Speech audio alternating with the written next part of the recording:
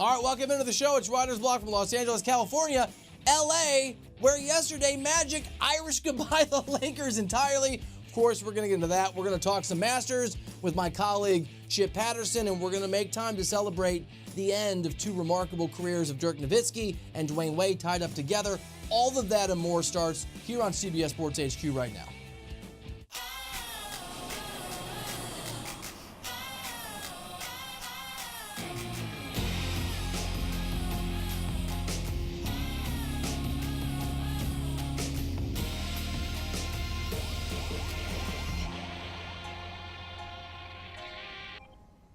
It has been, what has it been, about 20 hours, almost 24 hours since Magic Johnson stepped down as the president of basketball operations for the Lakers, and it still is utterly and totally surreal. What a bizarro way for a legend like Magic to utterly and totally let down his organization and his owner.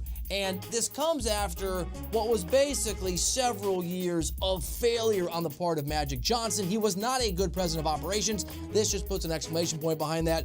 And the general manager that was underneath him, Rob Pelinka, whose future is uncertain, and we'll get to in a second. But we got to do this now. We got to give you a quick reminder, a timeline, a catch-up on what has been the doldrums for the Lakers since Magic was at the top of the totem pole. And we start with February 2017. Go back in the Wayback Machine. A little more than 2 years ago, yay, Magic's hired, it's all gonna work out. Breaking news, no it's not. We fast forward to June of 2017, the first draft. They draft Lonzo Ball. They draft Kyle Kuzma. Not a bad start, feels like there's some optimism. July 2017, under Magic Johnson, the Lakers get rid of former number 2 overall pick, like Lonzo, D'Angelo Russell, send him to Brooklyn. Magic says he wants a leader. And we wouldn't know that years later, a couple years later, D'Angelo would be the leader of a playoff team for the Nets. Some mediocrity goes by. It's ugly. And then July 2018, you see it there on the screen. It's all going to work out. LeBron James is part of this team. And then kind of, because people weren't paying attention, same month, July 2018, Julius Randle traded. I understand there were some cap implications if they kept Randle, but a hell of a player, had a great season in New Orleans, didn't get the minutes he wanted, didn't get along with Luke Walton. Signs that maybe this isn't going very well. How about December 2018? LeBron gets injured. Lakers start to spiral.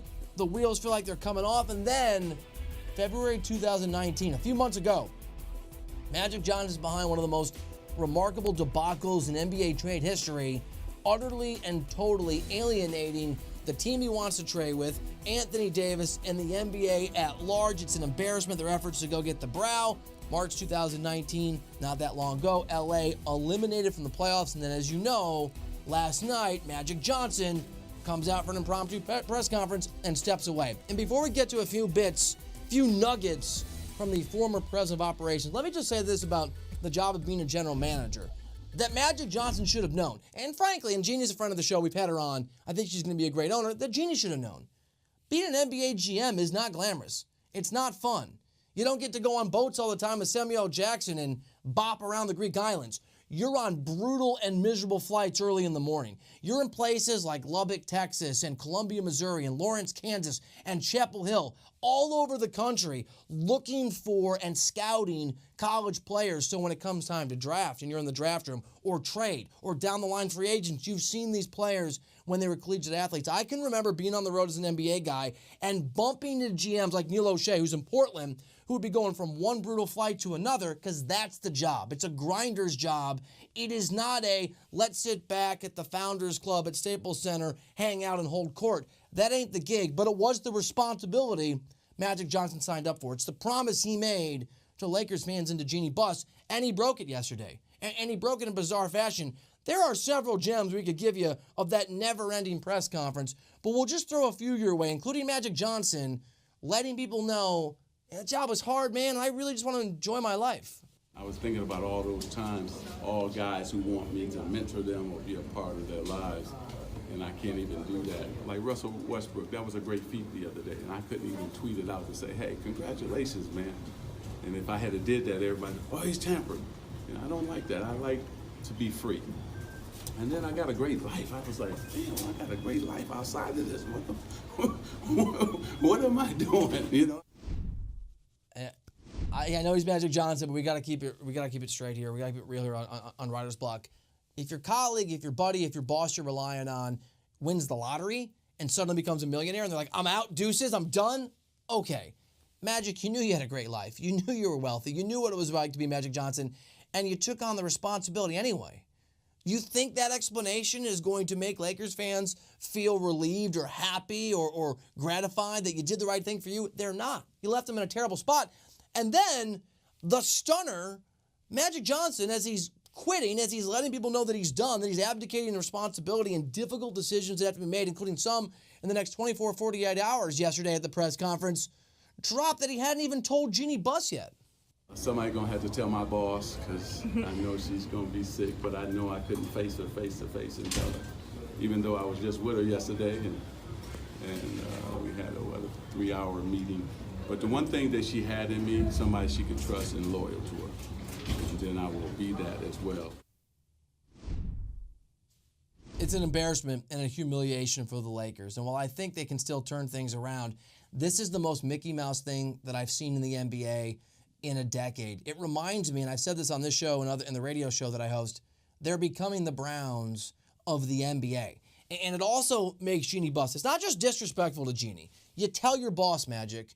You tell your boss before you tell the world you're stepping down. The day before you were supposed to fire Luke Walton and take on the difficult decision-making that comes with being the president of basketball operations for the Lakers, it also makes Jeannie look foolish. I don't think it's fair, but it struck me when we had Jeannie on the show almost exactly a year ago, the thing that she talked about in terms of her optimism of being an owner and transitioning and trying to live up to the shadow of her father and make good on what she wants to do for the Lakers. For her, it revolved around, now we know, her misplaced trust in Magic Johnson. What I appreciate is working with a person like Magic Johnson, a person like Rob Pelinka.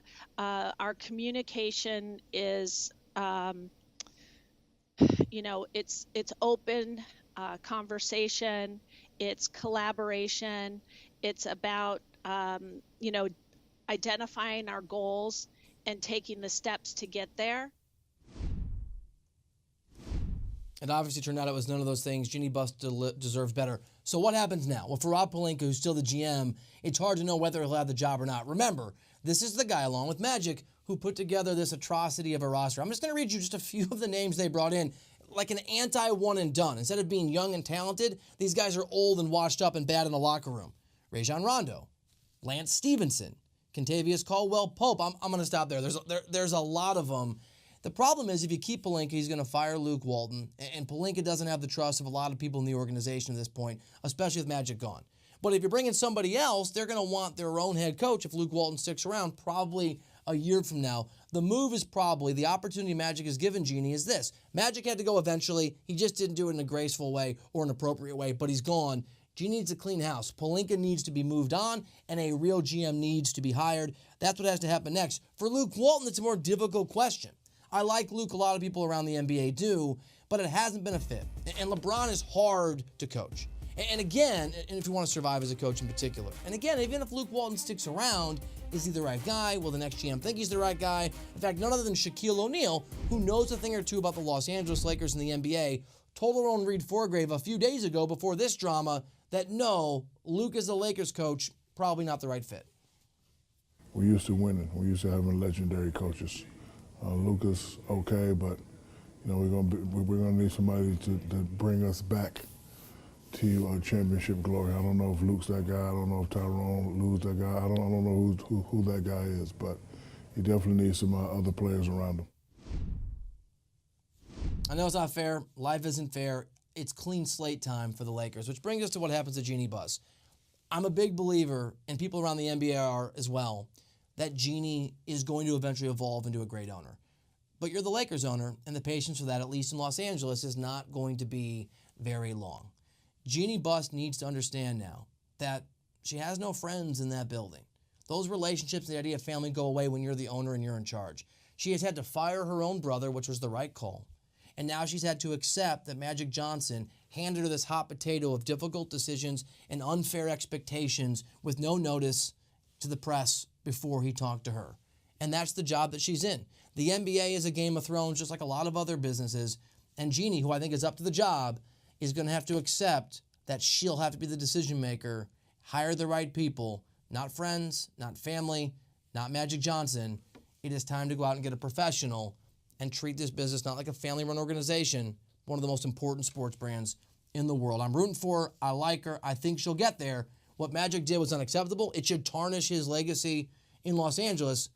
He also is terrible at that job. It's hard to fire a legend. I think it gives Jeannie Buss an opportunity to be the owner a lot of us think she is going to be. We're going to turn, what a crazy story. What a crazy turn of events. We're going to turn our attention to a little Masters talk with Chip Patterson. I hope he's going to tell me Tiger can win the whole thing. Tiger fan, what can I say? And then we're going to honor Dwyane Wade and Dirk Nowitzki, go inside the numbers on their careers. All of that coming up, starting with Chip Patterson next here on Reiter's Block from Los Angeles on CBS Sports HQ.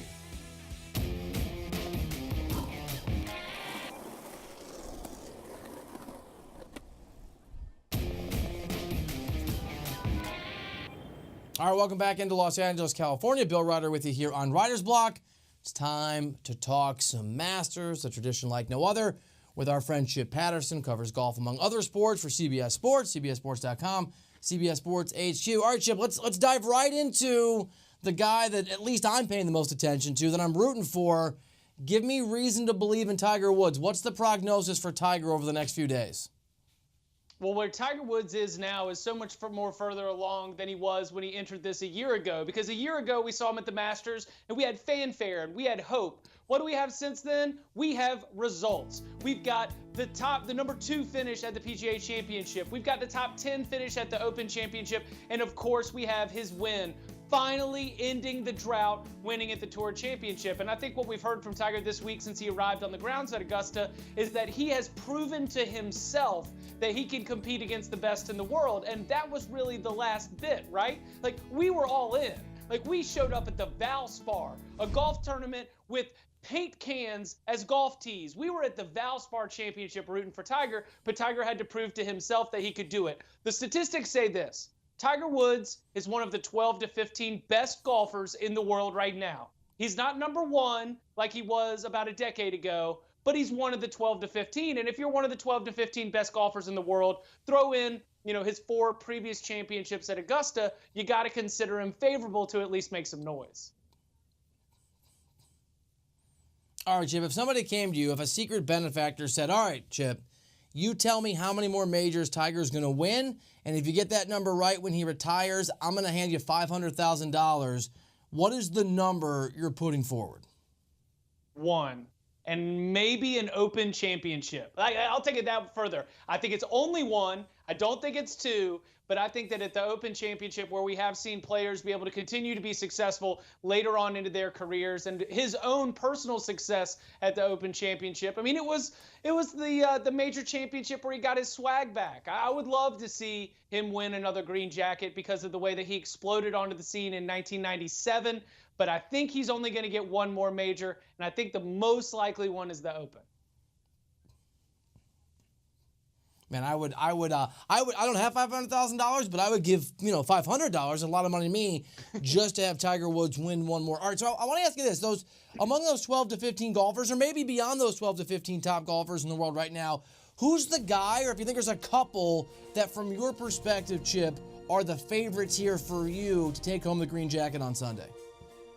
Well, first of all, Rory McIlroy is playing better than anyone else in the world right now. He was the Players' Champion, and I think it went under the radar, Bill, because it was on Selection Sunday. First time the players at TPC Sawgrass had ever been in that position, so I think a lot of the public is overlooking it. That said, you never want to, go with the front runner here. I think that you got to look a bit further down. My favorite to win is the big booty Spaniard, Jon Rahm. I absolutely love Jon Rahm's game. The only problem is sometimes he loses his cool on the course, and golf, especially major championships, is a test of your mental toughness. He was in the mix last year, and then he got lost in the bushes, lost his cool. He has talked a lot about how he's been working off the course on his mental toughness and on being able to maintain his composure. I think that Jon Rahm, a player who has all the shots in the bag that you need to win at Augusta, this could be a breakthrough moment for him. All right, Chip, I've been known to burn my money at times. I bet the hard ways and craps, and I like long shots when I'm putting some money down on my sports betting. So if you're looking out there at a long shot, what's the least crazy, least likely scenario for a long shot where I'm not necessarily just setting my dollar bills on fire? I cannot believe the odds that they have for Sergio Garcia in this championship. I mean, Sergio Garcia, you could catch him at like 60-1. And this guy won the Masters 24 months ago. Sure, his game fell apart after he won the Masters and got married. But if you won your first major, then went right into getting married, wouldn't you take some time off? Maybe Sergio just wanted to spend his weekends enjoying life instead of grinding it out at the John Deere Invitational. I think Sergio, he has played well in the last 2 months. We have been looking at him more as a subject of controversy. Remember the back and forth with Matt Kuchar at the match play. He was overseas. He was causing international events with the way that he was damaging the greens. But what I hear from Sergio in his comments and in his interviews, in addition to his play, is a whole lot of confidence. And so I think Sergio, at that kind of value, he won 2 years ago. He's played here a bunch. This is, I think, his 19th or 20th start. I think that's a great place if you want to, at least think about lighting your money on fire. Who knows, Bill? It might pay off. No, I'm writing down Sergio 60-1 exclamation point and a number that I'm not going to show my wife. I'm absolutely doing it. All right, so beyond those questions, Chip, is there anybody, even if they're not the winner, that you think is going to surprise some people with their showing over these 4 days for them at Augusta National? Man, you got to think that there's going to be someone in the mix. I like Bubba a little bit here. We said it's going to be a wet Masters, and that's definitely going to be one of the players who have won. It was a wet Masters then. But I'm going to go with Paul Casey. Paul Casey is not a player that gets a lot of attention because a lot of the narrative around Paul Casey is the fact that he can't close on Sunday. But Paul Casey has a fantastic 2-par average at the major championships in recent years, and I like his game at Augusta. He's so solid, and you don't need necessarily in your fantasy, whether it's a daily fantasy or a Masters pool, you don't need everybody to be the winner like you mentioned. Paul Casey is about as steady as they come. I like him almost as like a top 10 lock surprise here at the Masters. All right, I'm in a few of those. That's good to know. All right, and how about on the other side of the equation? Anyone that you think has a high disappointment percentage in terms of the possibility it's going to be a letdown for them at this tournament? I'm a golf fan, first and foremost. I also cover it professionally, and so I need to let you know that it pains me to say I don't think this is going to be Ricky Fowler's year. I loved watching Fowler make a charge last season, and we got to see him putting out of his mind at Augusta. And for about 4 months last year, Ricky Fowler was the best putter on the planet. But while putting is the common narrative for how you win at Augusta, I think it's actually iron play, and he's been kind of a mess with his strokes gained around the green. I don't think he can replicate that kind of putting performance. I am fading Ricky Fowler, and I'm also fading Brooks Koepka. Brooks Koepka potentially could make himself one of the world's most interesting figures in all of golf if he were to win the Masters. After all, he didn't play in the Masters last year. It is his first time as a major champion at Augusta National. However, he's lost a bunch of weight. He lost it for the ESPN fit issue, and now he says his swing hasn't readjusted to his new weight. I really don't like the sound of that. But here's where it could turn, and that's why I need to let the viewers who need to hear both sides, they need to know that I'm a little bit nervous that Brooks Koepka, who has already been called out by golf pundits, they called it as reckless as they've seen from a player in his prime, to lose control of your swing because you were just trying to cut weight for image reasons. What if Brooks hears that criticism and then turns into the Hulk and just absolutely beasts Augusta National? Now, again, I'm fading it because his game has been in trouble since he lost the weight. But the way that it's become a narrative this week, be careful if you're going to jump on board with me and fade him. Chip Patterson, as always, buddy, great stuff. Thank you for breaking down one of the most exciting sporting events of the year. Appreciate you, buddy. Thanks, Bill. Man, love Chip, and what a great time of year. From the NCAA tournament, the championship game, to the Masters. I know it's a tough turnaround for folks lucky enough to cover both, but for those of us fans that get to sit home, watch it on television, check it out on CBS, life is good. Life is also pretty meaningful right now in the NBA. 2 storied careers coming to an end. Dwyane Wade, and now we know officially Dirk Nowitzki. Each of those guys had their last home games of their careers last night. We're going to go inside the numbers on D. Wade and Dirk and how each of them carved their names on those all-time lists in the game of basketball. It's coming up on Writer's Block from Los Angeles, California in just a minute.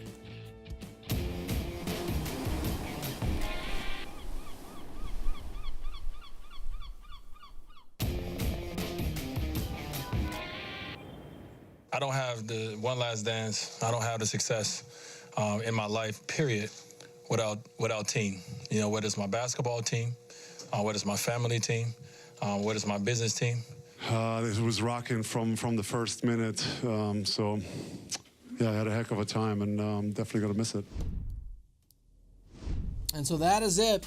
Dirk Nowitzki is done. Dwyane Wade is done. Their final home games last night as players. We're going to go inside the numbers on 2 stunning careers. We start at the number 30. Last night, Dwyane Wade and Dirk Nowitzki played their final home games of those careers, as I mentioned. Dirk in Dallas and Wade in Miami. In both of those final games on their home floors, Wade and Nowitzki each scored exactly 30 points. Both the Heat and Mavericks won. Perfect symmetry for 2 careers that are so linked, as we'll get into. Next up is 21,531. That's a pretty big number for inside the numbers. Wade has had quite the career as a member of the Heat. In fact, he has the most points scored in franchise history with those 21,531. He's the only player in franchise history to score 10,000 points with the team. The next closest is Alonzo Mourning, 9,459. Wade also sits 30th on the all-time scoring list. Number 6 is next up. This is a Dirk number. Nowitzki sits a little higher on that all-time scoring list, 6. 6 most points in the history of the game. This season, Dirk is pushing his way up to that 6th spot with his 31,540 points. How about 27? Between the 2 legends, they combine for 27 All-Star Game appearances, 14 for the big guy in Dallas, 13 for Dwyane Wade down in southern Florida in Miami. Dirk was a 4-time first-team All-NBA player, Wade a 2-time first-team All-NBA player, and they both have rings, except Wade has 2 more than Dirk with 3 total. The number 1 is next up.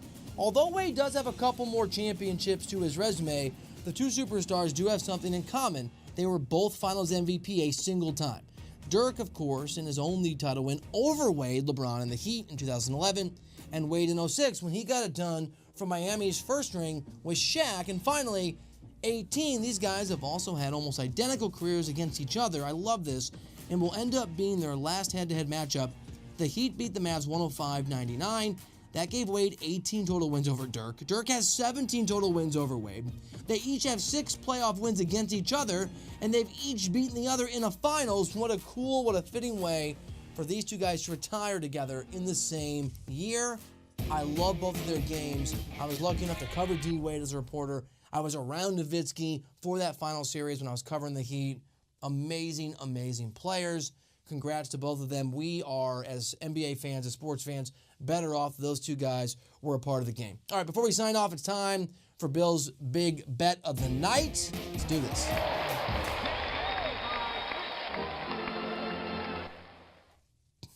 $3-0. I'm telling you that Miami last night was the lock of all locks. Wade's final home game, and the Sixers, and I'm just speculating, no information on this, telling you they're partying all night.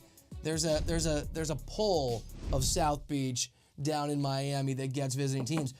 I hate these lines though. Thunder minus 4.5 at the Bucks. Pistons minus 10 at the Knicks. They need to win. They win. They go to the playoffs, but the Knicks are terrible. Magic, 4-point dogs against the Hornets. Heat, Nets, Wolves, Nuggets. Nuggets are 12-point favorites. Sometimes the best bet is no bet. I don't love it. You don't love it. But sometimes you got a straight pass.